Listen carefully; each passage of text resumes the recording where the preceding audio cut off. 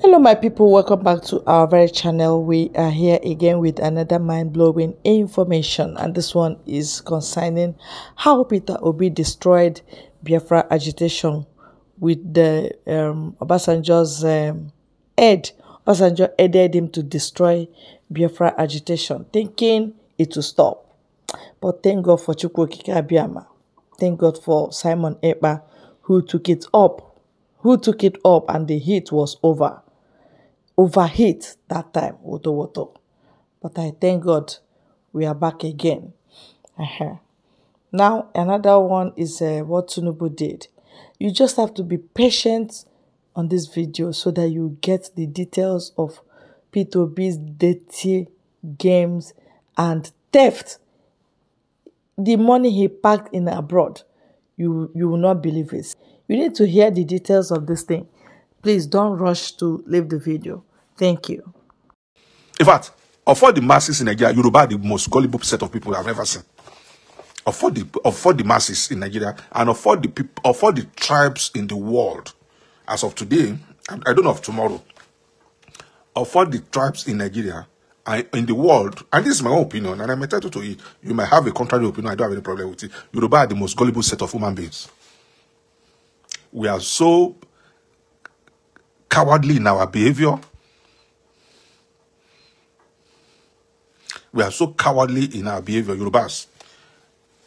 I think I used to think Yoruba the smartest in Nigeria, but events of the past 2 years have shown that Yoruba are not even smart, and that Yoruba are even the most corrupt tribe in Nigeria. I'm a Yoruba man, so don't think I'm saying it because I want to attack a tribe. No.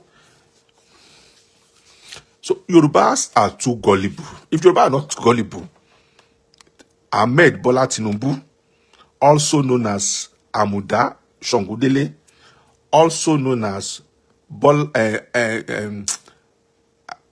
Ogunlere, also known as Bola Adekunle Tinubu, also known as Amuda Shongudele, also known as Lamidi Omobori Owo, will not pocket the whole of Yorubas, including our Obas. One man, one single man. And to even make it worse, unbelievable, the so-called man does not even have a pedigree. He doesn't have any pedigree. We don't know his parents. We don't even know his hometown. Some people say it's from Iragbiji. Some people say it's from Lagos. Some people say it's from Ilesha. All sorts of. We don't even know his real town. Nobody knows his parents. The school he claimed to have been a student, we cannot verify it. He doesn't have any classmates. Bola Ahmed Tinubu will be the only man on this planet Earth that have passed through the 4 walls of a secondary school and a primary school without classmates. Yet, Yoruba made him their leaders. Are we not stupid in Yoruba land? Are we not stupid? Somebody who cannot even produce his certificate. He doesn't have any. I don't know that somebody who cannot pinpoint to his mother and to his father.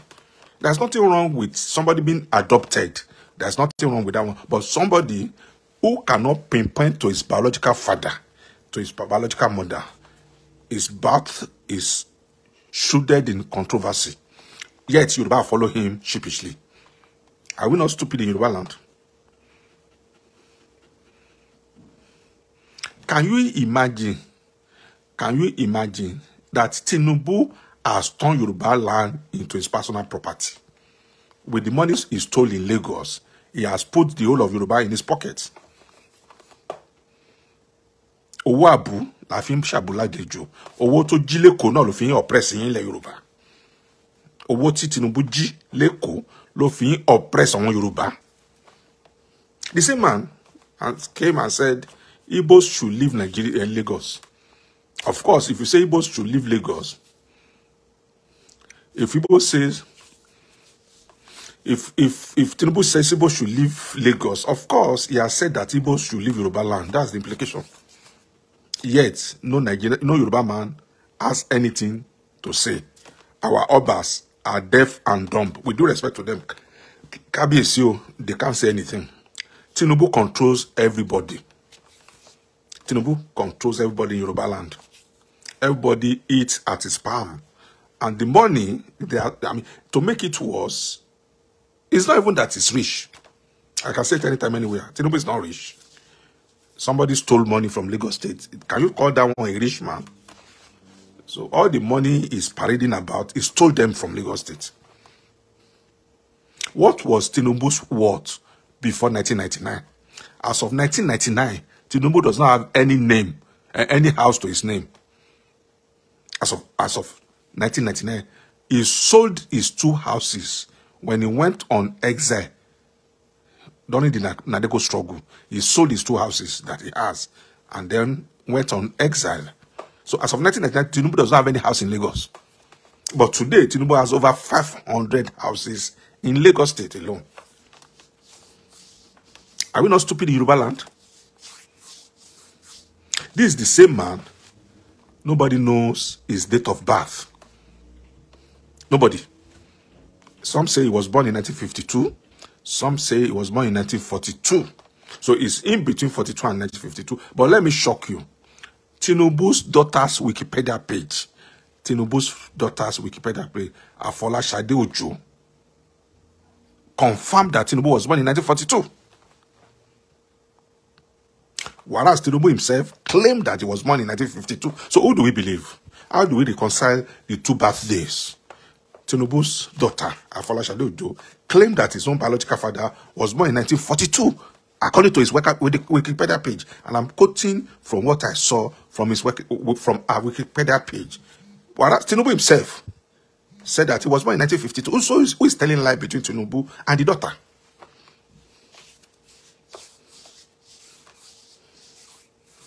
Now, let me say another thing that you don't know about Tinubu. Tinubu has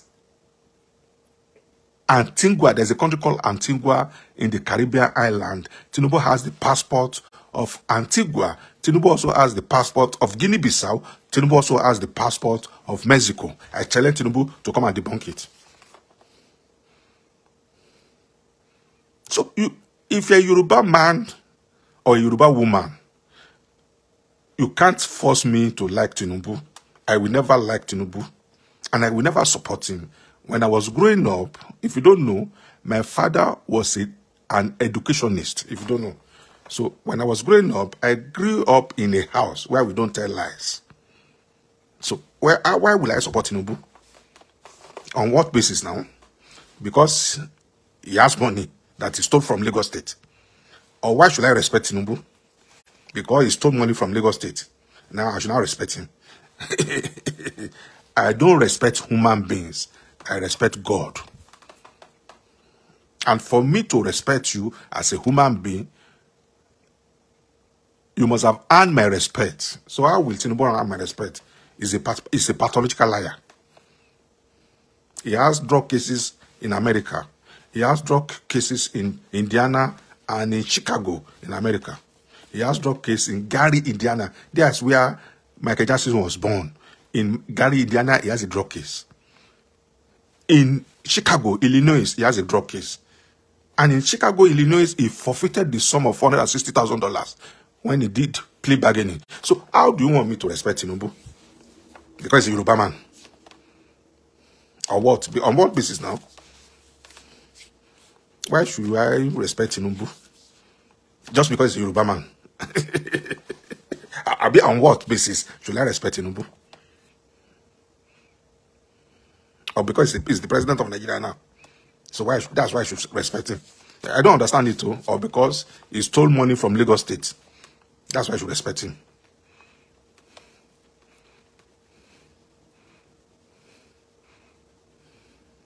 Now, if you have decided to be Tinubu's perpetual slave, there's nothing wrong with it. As long as you are more than 18 years old, as long as you are more than 18 years old, you can do anything you like with your life.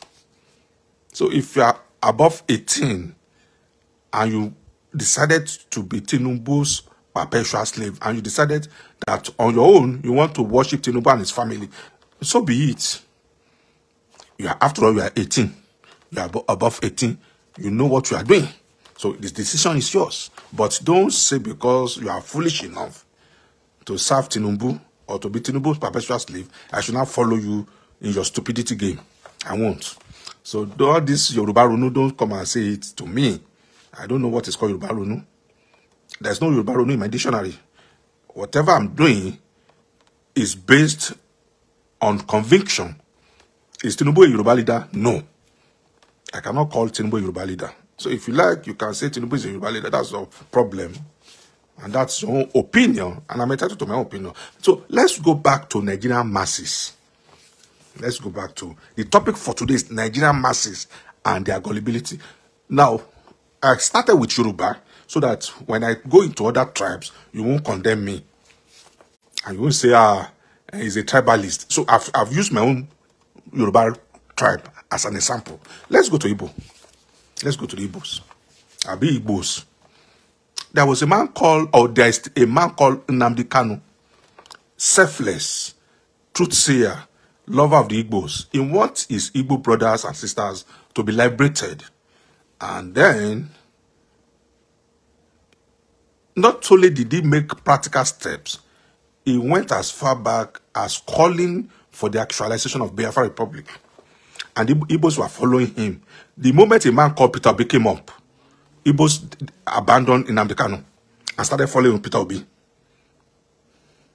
Can you see now that we are gullible? Are we not gullible? Igbos too are gullible.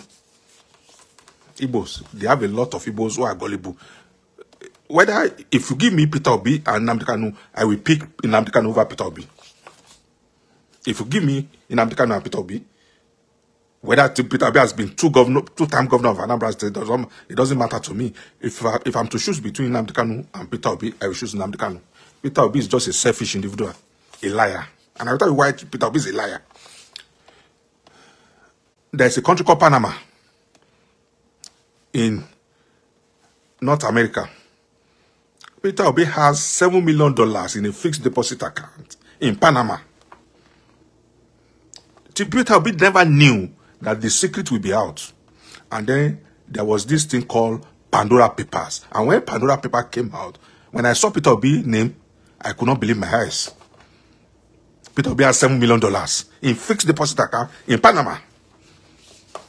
They asked Peter Obi, I even wrote a letter to Peter Obi, and they asked Peter Obi on Arise TV. Do you know Peter Obi's answer? Peter Obi said the $7 million belonged to his children. Peter Obi said, the Peter Obi that you people are following, and you call him obedient, or you call yourself obedient. So Peter Obi said the money belonged to his children, 2 children.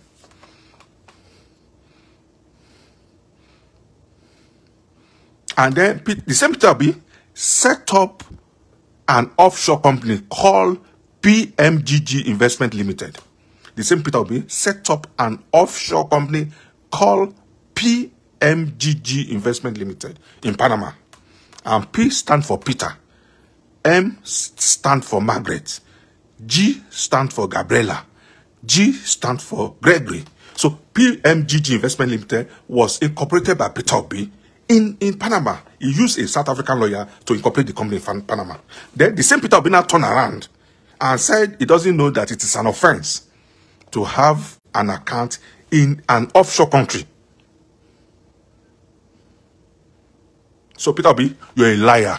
You're a pathological liar. Let me tell you now, Peter Obi, with due respect to you, you're a liar. Ignorance of the law is not an excuse. Your defense is not a defense in law. The same Peter Obi is Obasanjo that is promoting him. The same Peter Obi. So if you don't know the implication, assuming Peter Obi is president of Nigeria, Obasanjo will be the one controlling him behind the scenes. So what is so special about Peter Obi? The Igbos now, because of Peter Obi, abandoning Nnamdi Kanu. The same Peter Obi, in Lagos, MC Olomo threatened Igbos, and he carried out the threat. Did Peter Obi say anything? They demolished Alaba's Alaba traders' shops in Lagos, in Alaba International Market. Peter Obi did not say anything. Wale Soyinka came on here, rubbish Peter Obi and his supporters. The next day, Peter Obi went and begged him. Somebody wrote, when Adeboye said something, and then Peter Obi supporters attacked Adeboye. Quickly, Peter Obi wrote a letter and said, no, I don't have anything to do with it. But when they were demolishing Alaba Market, Peter Obi could not defend them. The same Peter Obi went to Alaba Market to campaign. The same Peter Obi was going from church to church. So Peter Obi, that's my opinion. You are a selfish human being and you're a liar. You have money in Panama and you're not telling lies. And the money belongs to your children. $7 million. And you don't know that it is an offense to have a money. You don't know that it is against the law to have a money in Panama. So Peter Obi, you're a liar. You see, Obasanjo just used you to divide the Igbos. And Obasanjo succeeded. Obasanjo succeeded. Obasanjo just used you to make sure that the Igbos don't agitate for Biafra again. And Obasanjo succeeded. Since Peter Obi came on board now, who has been agitating for Biafra again? Let's go to Atiku. And let's go to the North. The North are even worse. The Northerners are worse. Because they are not even educated. And then coupled with their Islamic religion. So the Northerners are worse. The only advantage that the Northerners have over other Nigerians is that they have been ruling for so long. And they know how to play Igbos and Yoruba against themselves. So, Nigerian masses are so gullible. Our political leaders use religion and tribalism to play on the intelligence of the masses. And the masses are always falling for it. Ask yourself as a Yoruba man, why is it that it's only in Lagos State that anytime there's going to be an election in Lagos State, Yorubas will remember that Igbos should leave Lagos State? Why is it only Lagos in Yoruba land that there's always a clash between Igbos and Yorubas? Ask yourself. In the same Yoruba land, Akeredolu is married to an Igbo lady, Betty. Betty Akeredolu is from Imo State. Ademola Adeleke, the mother is Igbo. Okay? Ademola Adeleke is even married to an Igbo lady. There is no problem in Osun State between Yoruba and Igbos. In Ondo State, Akeredolu is married to Betty from Imo State. There is no problem between Yorubas and Igbo. Why is it it's only in Lagos State that there's always a problem between Yoruba and Igbos? Ask yourself now if you have common sense and you're a Yoruba man.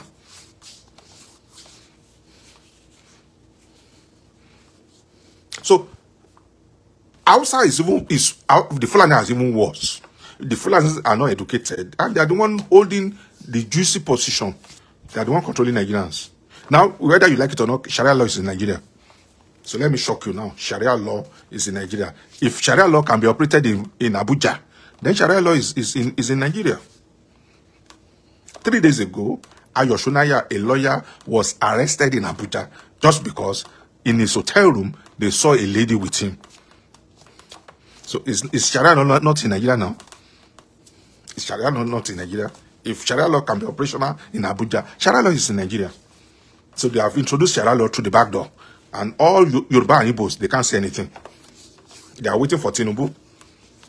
So Yoruba Nation supporters, Yoruba Nation agitators, maybe your Tinubu is now president. Because I heard from Professor Banja Akintoye some time ago and some Igbo supporters that as soon as Tinubu becomes president, he's going to give them Yoruba Nation. So Yoruba Nation support agitators. Has Tinubu given you Yoruba Nation now? Yoruba Nation agitators. I heard from them. They say, no, let Tinubu become president. As soon as Tinubu is the president, he's going to grant them Yoruba Nation. So Tinubu is your president now. Has he granted Yoruba Nation? The masses are too gullible. The masses. They don't want to make any sacrifice. The masses, they can't. They don't want to make any sacrifice. You cannot make omelette without breaking an egg. Is it possible for you to make omelette without breaking an egg? But Nigerian masses, they don't want to struggle. They don't want to protest. They know. They just want something to change overnight. It's only in Nigeria that masses will go to church on Sunday and start praying. And then they want miracle to happen. On Friday too, the mosque and the Muslims will go to mosque and they start praying in mosque and they just want miracle to happen. But they don't want to do anything practically for a change in Nigeria. Look at the last election. I expected Nigerians to protest. There was no protest. Anywhere. No protest. I expected that there would be mass protest against the announcement of Tinubu as the president. No protest. And then, so what do you want America to do? Because I've seen people blaming America. So what do you want America to do? You people in Nigeria, you never protested against the election, against the result declared by INEC. So you want America now to come into Nigeria, invade Nigeria, and said Tinubu is not the president? Or what do you want United Kingdom to do? The masses in Nigeria never protested against the result. It was so glaring that the result was rigged. Even if it was not rigged, there's a procedure for somebody to emerge as president. Did INEC follow that procedure? No. For you to become president of Nigeria, you must have 25% of the votes in Abuja. Tinubu did not score 25% of the votes in Abuja. It's only Obi that scored 25% of the votes in Abuja. Even Atiku from the north did not score 25% of the votes that were casted in Abuja. Yet, INEC went ahead and pronounced Tinubu as the president. Did anybody protest? Apart from that, Tinubu violated Section 137, Subsection 1, Paragraph A of 1999 Section. Let me say it again. Section 137, Subsection 1, Paragraph A, disqualified Tinubu from contesting. Did anybody protested? No. Section 137, Subsection 1, Paragraph C, Tinubu violated it. Section 137, Subsection 1, Paragraph J, Tinubu violated it. Did anybody protested? No. Section 134 of the Constitution, Tinubu violated it. Did anybody protested? No. So you want America now to come to Nigeria and then remove? I don't understand it. So you want America to come to Nigeria and then announce that Tinubu is not the president, Obi is the president? Because I still don't understand obedient movement. The three candidates, none of them met the criteria. Let me tell you now. The three candidates, Tinubu, Atiku, Obi, none of them met the criteria. For you to become president of Nigeria, you must have 2/3 in 25 states of the federation. And that 2/3 must be spread across Nigeria. 25 for you to become president of Nigeria, duly elected president of Nigeria, according to Electoral Act and according to the Constitution of Nigeria, you must have 25%. And you must have 2/3 of the total votes cast in 25 states. And then Abuja, you must have 25%. So you have to have 26 states. If you want to interpret it, you must have won in 26 states before you can be declared president of Nigeria. None of them met that criteria. Tinubu did not have 25% in Abuja. Obi did not have 25 states. Atiku did not have 25 states. So the next thing for INEC to do is for them to call for a rerun. Rerun is that they will do another election. But INEC did not do it. Nobody protested. INEC declared Tinubu president. Nobody protested again. So you want United States of America to come to Nigeria, to invade Nigeria, and put Obi, and say, no, we don't want Tinubu. We should put Obi or we should put Atiku. It doesn't work like that. By virtue of United Nations Charter, a country, another country does not interfere in another country's domestic affairs. So Nigerian masses are so gullible. They follow their leaders sheepishly. They don't even ask questions. Let's take Pentecostal churches, for example. Members, the congregants in Pentecostal churches, they don't ask their pastors questions. They just, whatever the pastor says, they follow him. The same thing with politicians. Whatever the political leaders say, they follow him. Nobody can question them. Nobody can query them. And Nigerian masses not gullible. And they are not even making the matter worse. They are making the matter worse. Nigerian masses will see red. And they will tell you red is blue. Just because of tribal sentiment. Nigerian masses will see red now. But because of tribal sentiment, they will tell you red is blue. Nigerian masses will see red. Because of religious sentiment, they will tell you red is blue. Are we not stupid? The masses are the masses helping matters. I will put up my number and then are so gullible. Are we not so gullible? We are. You see, if you did not follow us to the end of the video, you will not hear what Peter Obi did and how selfish he is. Thank God, finally his sins has found him out. He destroyed Biafra agitation and God destroyed his ambition. He would never be president. That is it. He's wicked. He shouldn't have known that his region needs freedom, not Nigeria. But he said Biafra died 56 years ago.